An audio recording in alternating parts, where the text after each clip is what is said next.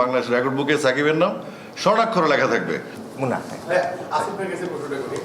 আসিফ ভাই, আপনি বলছিলেন যে সাকিব ইস্যুতে আগের বোর্ডই বলেছিল যে খেলা না খেলার যে ব্যাপারটা, কিন্তু সরকার তো একই ছিল। আগের বোর্ড তো বলেছিল যে সরকার থেকে গ্রিন সিগন্যাল পায়নি বলে সাকিব আসেনি।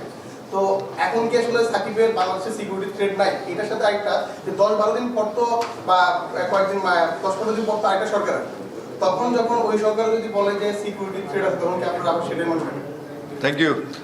ব্যাপারটা হচ্ছে এরকম, আমরা সাকিবের সাথে বিগত কয়েকটা দিন কন্টিনিউ যোগাযোগে ছিলাম এবং সাকিবের ইচ্ছা ছিল সে বাংলাদেশ থেকে একটা পূর্ণাঙ্গ সিরিজ খেলে সে রিটায়ার করবে। এটা তার ইচ্ছা এবং আমরা সবাই সাকিবের অবদান সম্বন্ধে জানি। বাংলাদেশের ব্র্যান্ড, আমাদের ক্রিকেটের ব্র্যান্ড, 100 ইয়ার্স আমরা সাকিব পাবো না এবং সেটার প্রতি শ্রদ্ধা রেখেই বাংলাদেশ ক্রিকেট বোর্ডে আজকে উত্থাপিত হয়েছে সাকিবের ইস্যুটা। আপনি যেটা বলছেন সেটা আইনগত ব্যাপারটা, যেটা সামাজিক বা আইনগত যে ইস্যুগুলো আছে সেটার সাথে আসলে বিসিবির সম্পৃক্ত কতটুকু। আপনি একটু আগে বলছিলেন যে বাংলাদেশে ওয়ার্ল্ড কাপ নিয়ে, আমি একটু কানেক্ট করি কোশ্চেনগুলো। বাংলাদেশ ওয়ার্ল্ড কাপে কেন যাচ্ছে না? বাংলাদেশ ওয়ার্ল্ড কাপে আছে সিকিউরিটি থ্রেটের কারণে। আর আইসিসি একটা প্রতিষ্ঠান, বিসিবি একটা প্রতিষ্ঠান। করোনা বা যে কোনো ভাইরাসের এগেইনস্টে ফাইট মানি ব্যাকট্রলের লেফট রাইট। বিসিসিআই একটা প্রতিষ্ঠান, বিসিএস একটা প্রতিষ্ঠান। একটা প্রতিষ্ঠান কিন্তু রাষ্ট্র না। একটা রাষ্ট্র যখন সিকিউরিটি, যখন G2G কথা হয়, তখন কিন্তু আসলে নিরাপত্তার ইস্যুটা আগে আসে।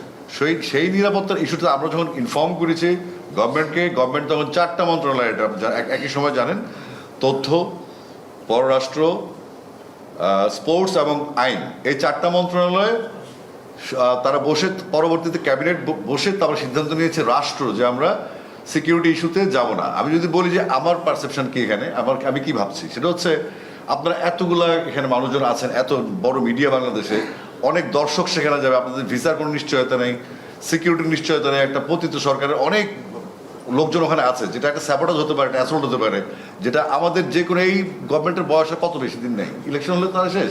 তো সুতরাং তারাও নিশ্চয়ই ওই মুহূর্তে এই ঝুঁকিটা নিতে চাচ্ছে না। তো সেই ঝুঁকিটা এড়ানোর জন্য হয়তো গভর্নমেন্ট ডিসিশন নিতে পারে, বাট বিসিবির কোনো এখতিয়ার নাই যে আপনার এই সিকিউরিটি নিয়ে সর্বোচ্চ কথা বলা। কারণ বিসিবি একটা প্রতিষ্ঠান, স্বায়ত্তশাসিত প্রতিষ্ঠান, তার কোনো রাষ্ট্র নয়, আইসিসিও রাষ্ট্র নয়। সুতরাং যখন রাষ্ট্র টু রাষ্ট্র কথা হয়েছে, তখন আমরা ওখান থেকে কোনো রকম রাষ্ট্রীয়ভাবে কোনো রেফারেন্স আমরা পাইনি, নিশ্চয়তা পাইনি যে আমাদের নিরাপত্তা দেওয়া হবে। আইসিসি যতই বলুক বা বিসিসিআই যতই বলুক বা বাংলাদেশের বিসিবি যতই বলুক, শেষ পর্যন্ত নিরাপত্তা ইস্যুটাকে সরকার প্রাধান্য দিয়েছে এবং আমরা সেখানেই আছি। এই কারণে আমাদের আসলে ইন্ডিয়াতে ট্যুরটা হয়নি। কিন্তু আমরা সবসময় বলেছি আমরা খেলতে চাই, আমরা কিন্তু কখনো বলি না আমরা খেলবো না। তাহলে কি ভাই, এই যে আপনি বলছেন যে সরকারের কথা, তাহলে কি এই সরকার কি সাকিবকে এখন ফেরানোর গ্রিন সিগন্যাল দিয়ে? না, এটা আমরা ক্লিয়ার করেছি আগে। আমরা বোর্ডে যখন চুক্তিবদ্ধ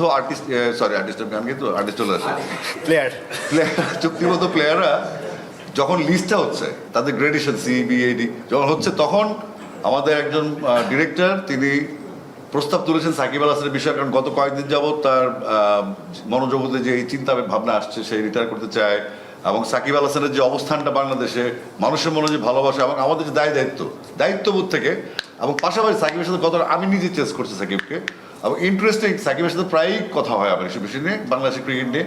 বাট সেই ইচ্ছা পোষণ করার পর আমরা আলোচনা করেছি। আলোচনার পরে আমরা বোর্ড থেকে সেই সিদ্ধান্ত নিয়েছি, আমরা এই তার ফিটনেস, তার ক্যারিয়ারের যে অবস্থায় আছে বা তার ট্রেনার বা তার যে সিলেকশন বোর্ড আছে, সেখান থেকে যদি ক্লিয়ারেন্সটা পাওয়া যায় খেলার জন্য সাকিব ফিট কিনা। তারপরে যে প্রশাসনিক ইস্যুগুলো আছে, সেটা আগেরবার যেমন সমস্যা দেখা দিয়েছিল তখন আমরা ছিলাম না।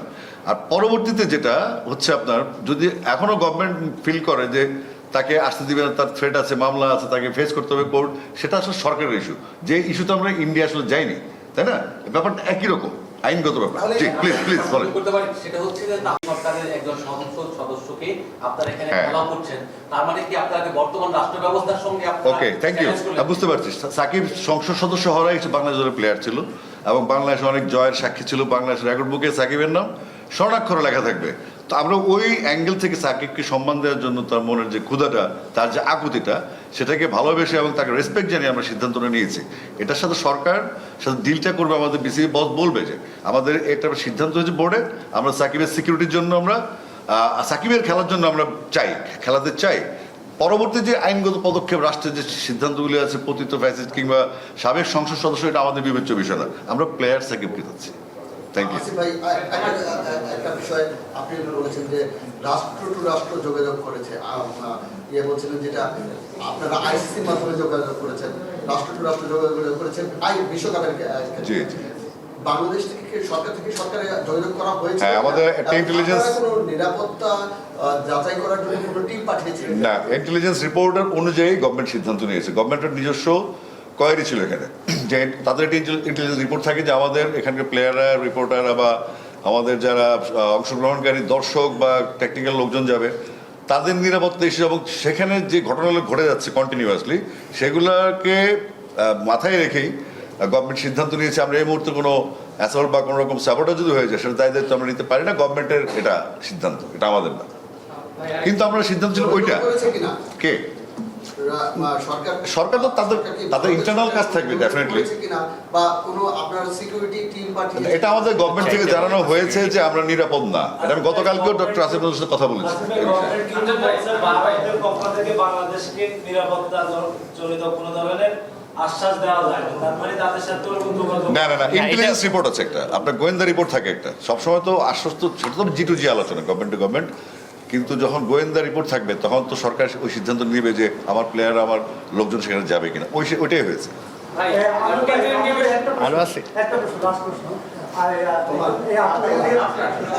তিনজনের যে কেউ একজন বলেছেন আর কি যে বুলুল ভাই এই দায়িত্বটা নিয়েছেন মানে গভর্নমেন্টের সঙ্গে যোগাযোগের। না না না না, সাকিব খেলবে এটা আমরা সিদ্ধান্ত নিয়েছি, বা কিভাবে খেলবে আইনগত জটিলতাগুলো সরকার দেখবে, সে আলোচনা করতে হবে।